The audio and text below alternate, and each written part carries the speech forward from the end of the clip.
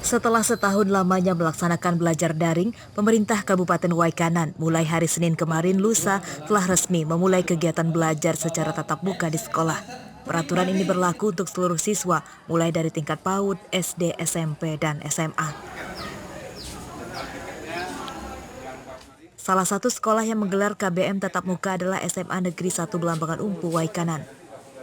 Peraturan dimulainya kegiatan belajar tatap muka ini pun disambut senang oleh para siswa. Pasalnya, selama daring lalu, banyak pelajaran yang sulit difahami. Kalau pribadi sih nggak enak bang, Kenapa soalnya itu? nggak ada yang masuk di otak gitu, bingung. Jadi kebanyakan apa nih yang didapat waktu dari kemarin? Ya tugas aja sih, Tugas saja ya. Nah, terus sekarang pertama kali masuk nih gimana perasaannya nih? ya seneng aja gitu. Udah lama kan nggak ketemu teman juga, teman-teman baru. Kalau nggak enaknya itu dari pembelajarannya kurang efektif, terus juga masalah kuota, gitu.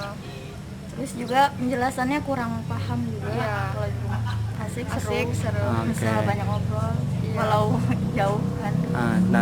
Lebih terbatas, gitu. Jadi kayak pengenalannya lumayan sulit.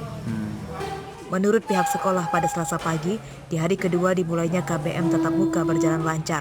Pihak sekolah menerapkan protokol kesehatan secara ketat, mulai dari mewajibkan siswa dan guru memakai masker, cuci tangan sebelum dan sesudah masuk kelas, menjaga jarak bangku, serta membagi jadwal jam belajar bagi siswa setiap kelasnya agar tidak terjadi kerumunan.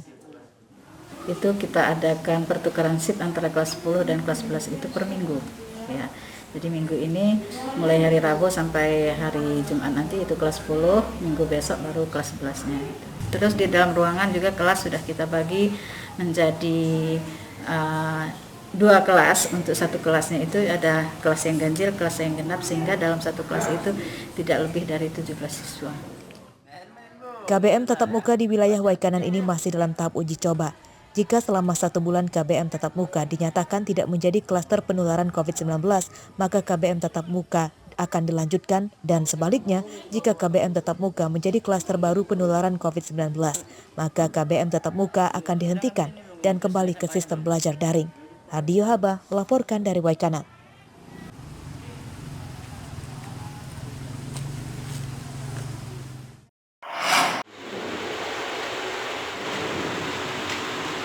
Para pelajar sekolah menengah kejuruan atau SMK di Tulang Bawang mengikuti ujian kompetensi secara luring, salah satunya di SMK HMPTI yang berada di Desa Warga Tunggal Jaya, Kecamatan Banjar Agung. Ujian praktikum itu dilakukan untuk mengetahui kemampuan para pelajar sesuai kompetensi jurusannya sebagai bekal untuk memasuki dunia kerja.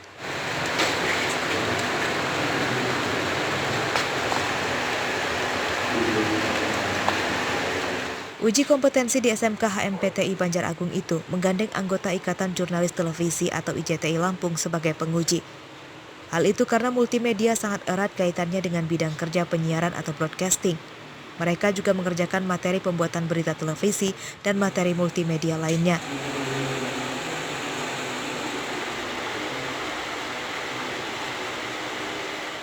Menurut para pelajar, ujiannya tidak terlalu sulit karena dilakukan secara luring. Hanya ada kendala teknis terkait laptop milik 1-2 pelajar yang tiba-tiba mati. Namun hal itu tidak berlangsung lama dan ujian bisa dilanjutkan. Para pelajar pun mengerjakan ujian dengan serius supaya bisa lulus. Ada, mudah banget. Ada berapa soal nih? 1, Materinya apa? tentang pengelolaan audio video. Jadi kayak editing gitu, render, ngedesain, buat poster, label CD, dan lain-lain. Optimis nggak kalau misalkan tempat kita nilai besar? Harus optimis. Pelaksanaan ujian kompetensi ini menerapkan protokol kesehatan ketat untuk mencegah penularan COVID-19. Sebelum masuk ruang ujian, para pelajar diperiksa suhu tubuh, mencuci tangan, dan kursinya diberi jarak. Musakim melaporkan dari Tulang Bawang.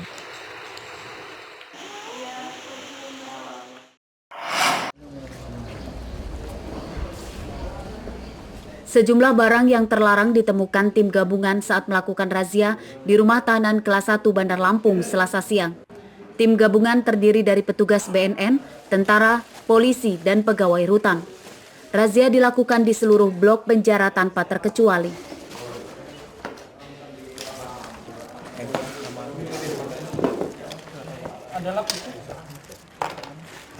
Barang-barang terlarang ada di dalam rutan yang ditemukan antara lain 6 buah ponsel yang sebelumnya diselundupkan dengan cara dimasukkan dalam buku yang telah disobek bagian tengahnya. Kemudian ada botol minyak wangi, kabel, kartu remi, dan barang terlarang lainnya. Segala upaya terus kita lakukan untuk mencegah atau meminimalisir penyelundupan barang-barang narkotika tersebut ke dalam rutan.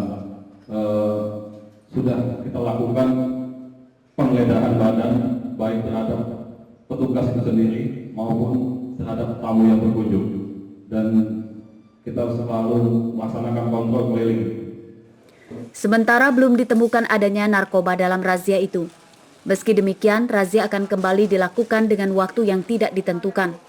Pihak BNN mengatakan jika razia itu sebagai bentuk antisipasi dan menekan angka peredaran narkoba, terutama di dalam rutan dan lapas. Kegiatan ini bertujuan untuk mengantisipasi peredaran gelap narkotika, baik di lapas ataupun di rutan di UPT Pemasyarakatan. Yang tiga, kegiatan ini tujuannya adalah bentuk sinergitas. Selain di rutan ke-1 Bandar Lampung, razia narkoba serentak itu juga dilakukan beberapa tempat lainnya. Antara lain di Lapas Perempuan, Lapas Khusus Narkotika, dan Lapas Raja Basa. Arsadi Saputra melaporkan dari Bandar Lampung.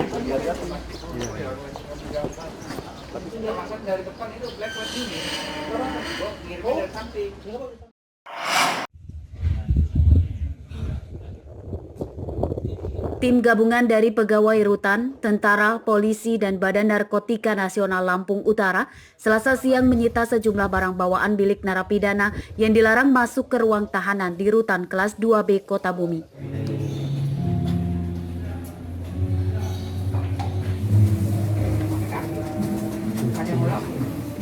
Barang bawaan yang dilarang itu diantaranya korek api, ponsel, botol minyak wangi, dan kabel listrik. Barang bawaan narapidana itu disita dari hasil razia petugas di 37 ruang tahanan di rutan Kota Bumi.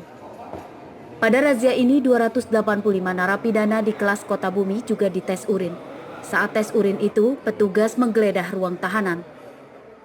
Keseluruhan kamar dari 46 kebetulan yang terisi di rutan ini 37, artinya keseluruhan kita razia.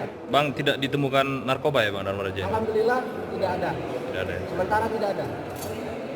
Seluruh Indonesia kita lakukan itu dengan tujuannya untuk menciptakan lapas dan rutan aman dan kondusif. Tidak ada namanya lagi untuk pengedaran narkoba atau barang-barang yang terlarang masuk ke dalam rutan. Pada razia ini, petugas tidak memberikan sanksi kepada narapidana yang berhasil menyelundupkan barang bawaan yang dilarang masuk ruang tahanan. Namun kedepannya, petugas akan memperketat pengawasan. Razia serupa akan digelar secara berkelanjutan untuk menciptakan kondisivitas dan kenyamanan bagi narapidana dan pegawai rutan. Ardi Yohaba melaporkan dari Lampung Utara.